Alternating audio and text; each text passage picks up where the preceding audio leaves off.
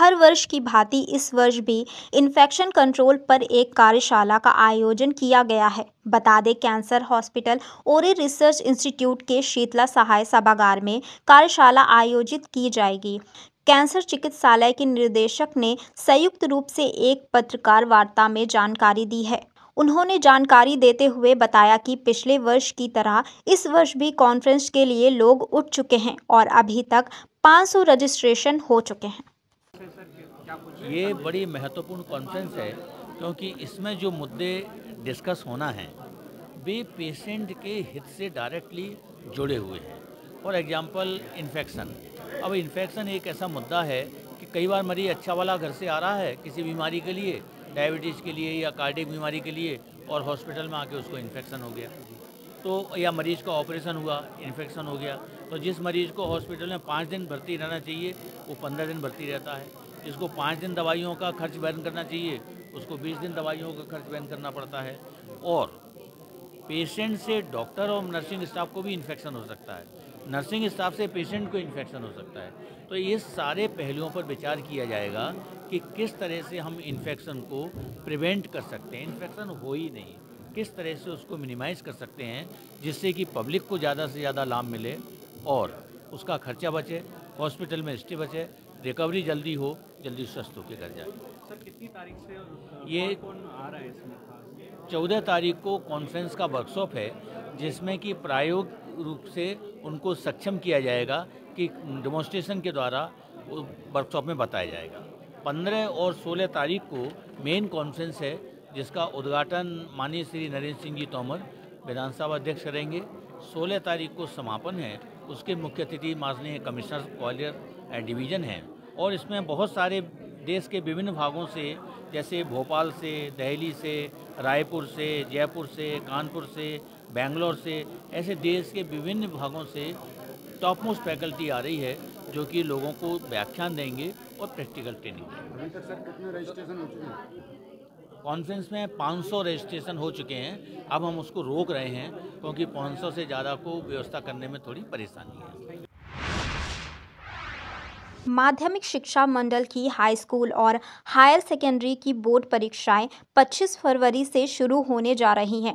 परीक्षाओं की तैयारी को अंतिम रूप देते हुए जिला ग्वालियर में 92 परीक्षा केंद्र बनाए गए हैं और 10 केंद्रों को रिजर्व रखा गया है, जहां 50,000 छात्र छात्राएं परीक्षा में शामिल होंगे। वहीं परीक्षाओं को लेकर एमपी बोर्ड की ओर से 110 केंद्राध्यक्ष और 110 सहायक केंद्राध्यक्ष की लिस्ट को स्वीकृत कर दिया गया है। बता दें कि इन सेंटरों पर परीक्षा से 30 मिनट पहले ही छात्र छात्राओं को कॉपी दी जाएगी। परीक्षाएं शुरू होने से पहले परीक्षा केंद्रों का भी निरीक्षण किया जा रहा है। खास बात यह है कि इस बार ऐसे स्कूलों में ही परीक्षा केंद्र बनाए गए हैं जहां सीसीटीवी कैमरे होंगे, फर्नीचर, पीने का पानी और टॉयलेट की पर्याप्त व्यवस्था होगी। बोर्ड की परीक्षा हेतु लगभग 92 परीक्षा केंद्र बनाए गए हैं और ये 92 परीक्षा केंद्रों पर चाक चौबंद व्यवस्था की गई, चाहे वो फर्नीचर की व्यवस्था हो या कहना चाहिए भवन की व्यवस्था हो। सभी जो है ठीक प्रकार के भवनों में पूर्ण फर्नीचर उपलब्ध करा कर के व्यवस्थाएं की जाती हैं और इसके लिए जिला स्तर से, भोपाल स्तर से मॉनिटरिंग के लिए निरीक्षण दल भी बनाए जाते हैं। पूर्व में ऐसा देखा गया था कि कुछ पेपर आउट की खबरें सोशल मीडिया पे वायरल हुई थी, नकल के भी प्रकरण आए थे, तो उन सब चीज़ों से निपटने के लिए किस तरह की तैयारी विभाग द्वारा की गई है? देखिए, जिले में जो परीक्षा के लिए प्रश्न पत्र उपलब्ध होते हैं, उन परीक्षा के प्रश्न पत्रों को हमारे समस्त संबंधित थानों में रखा जाता है। जब से ये व्यवस्था घटनाएं जो है सामने आई हैं, तब से अब परीक्षा के जो केंद्राध्यक्ष और सहायक केंद्राध्यक्ष होते हैं उनके अतिरिक्त एक कलेक्टर प्रतिनिधि की भी नियुक्ति की जाने लगी है। तो इस कलेक्टर प्रतिनिधि के मार्गदर्शन में ही परीक्षा केंद्र से प्रश्न पत्र जो है वो निकाल करके दोनों केंद्राध्यक्ष और सहायक केंद्राध्यक्ष के साथ परीक्षा केंद्र तक ये लाते हैं। तो पहले ही संशोधन यही किया गया है कि जो तीसरा व्यक्ति जो है कलेक्टर प्रतिनिधि के रूप में है, उसके मार्गदर्शन में उसकी साथ में प्रश्न पत्र यहाँ पर लाते हैं और जब वहाँ पर वो प्रश्न पत्र निकालते हैं तो उसकी रिकॉर्डिंग होती है और उस रिकॉर्डिंग के बाद ये ट्रैक रहता है कि कहाँ पर जा रहा है। अगर कोई परीक्षा केंद्र थाने से ज़्यादा दूर है और वो निर्धारित समय में, जिसके लिए 5, 7, 10 मिनट का समय दिया गया है, अगर वहाँ पर नहीं पहुँचता है तो फिर हमको वहाँ से मैसेज आता है। और ये हालांकि अभी तक ऐसी घटना नहीं हुई, परंतु व्यवस्था है कि जो निर्धारित समय है थाना और परीक्षा केंद्रों के बीच में दूरी के अनुसार, उस समय पर उसको परीक्षा केंद्र पर पहुँचना है। अब परीक्षा केंद्र पर दूसरी व्यवस्था ये की गई है कि पहले एक कमरे में जहाँ पर हमारे केंद्राध्यक्ष और सहायक केंद्राध्यक्ष होते थे, शिक्षकों के और छात्रों के बीच में वो प्रश्न पत्र खोला जाता था पैकेट से, और इसके बाद उसको जमा करके कक्षाओं में वितरित किया था। लेकिन अब ऐसा नहीं है। अब जो है प्रश्न पत्र के जो पैकेट है वो सीधे जहाँ जिस कक्ष में बच्चे परीक्षा दे रहे हैं उसी कक्ष में खुलेगा।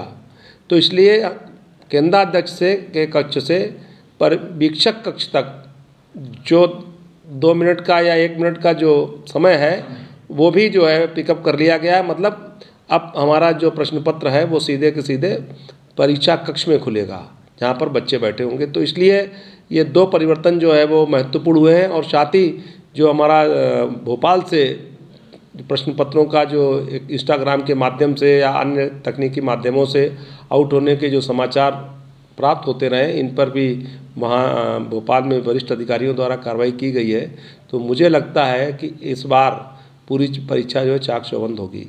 CCTV भी लगाने की व्यवस्था की गई है इस बार? देखिए, मध्य प्रदेश माध्यमिक शिक्षा मंडल के द्वारा अभी कोई स्पष्ट निर्देश नहीं दिए गए हैं कि हम CCTV वहाँ पे लगाना आवश्यक होगा, परंतु हमारे यहाँ लगभग सभी परीक्षा केंद्रों में CCTV पहले से ही लगे हुए हैं। तो इस बात का मतलब हम ध्यान रखेंगे कि कोई भी अनियमितता परीक्षा केंद्र पर नहीं होने पाए। चूँकि CCTV लगे हैं तो सब प्रकार के गतिविधियाँ उसमें रिकॉर्ड हो जाती हैं।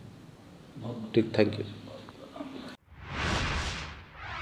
विकासखंड रॉबर्ट्सगंज के ग्राम पंचायत कतवरिया गांव में समूह के कोटे की दुकान चयन के बाद भी गांव के प्रधान अपने प्रभाव से हुए कोटे चयन को दबाने की कोशिश कर रहा है। आरोप है कि खुली बैठक में अधिकारी द्वारा सारी औपचारिकता पूरी करने के बाद भी डॉक्टर भीमराव अंबेडकर स्वयं सहायता समूह कतवरिया का चयन किया गया था और कोटा देने की बात कही गई थी। लेकिन सब कुछ होने के बाद भी प्रधान द्वारा फाइल पर साइन नहीं किया जा रहा, जिसको लेकर समूह की महिलाओं का आरोप है कि प्रधान नहीं चाहते कि उक्त कोटे की दुकान समूह को मिले। खंड विकास अधिकारी द्वारा आश्वासन दिया गया कि जल्द ही कार्रवाई की जाएगी, लेकिन अभी तक कोई अग्रिम कार्रवाई नहीं हुई, जिससे महिलाएं परेशान होकर जिलाधिकारी के पास प्रार्थना पत्र लेकर पहुंची। पूनम कुमारी। कहाँ से आ रही हैं? कतवरिया। किस समस्या को लेकर आप यहाँ जिलाधिकारी कार्यालय पर आई हैं? समूह के कोटे की चयन हुई थी। क्या हुआ? हम लोग की चयन 31 जनवरी को हुई थी। खुली बैठक हुई थी, वहाँ पे अधिकारी लोग भी वहाँ पे गए थे। अब जब पूरा मीटिंग खत्म हो गया तो प्रधान ने सिग्नेचर नहीं की, उठ के वहाँ से भाग गए। हम लोग कई बार आए, ब्लॉक पे आए, यहाँ पे भी आए, ब्लॉक पे भी कोई सुनवाई नहीं हो रही है। पहले से हम लोग कई बार एप्लीकेशन दिए, लेकिन एप्लीकेशन का कोई जवाब नहीं मिला। कहाँ आप लोगों ने शिकायत की? ब्लॉक पे भी गए थे, एक बार यहाँ पे भी दे चुके हैं, दोबारा आए हैं हम लोग। अभी आप की मुलाकात हुई कि नहीं? नहीं, अभी नहीं हुई है सर, मीटिंग में चले गए हैं। आगे आप लोग का क्या कार्रवाई है, क्या करेंगे? सर हम लोग की क्या कार्रवाई, हम लोग के जो कोटे के चयन हो चुके हैं, हमको वही बस निर्णय करना है कि हमको आई है समूह में हमारे, तो हमारे समूह में रहना चाहिए। बस दबाने की कोशिश कर रहे हैं। किस गाँव का मामला है ये? कतवरिया।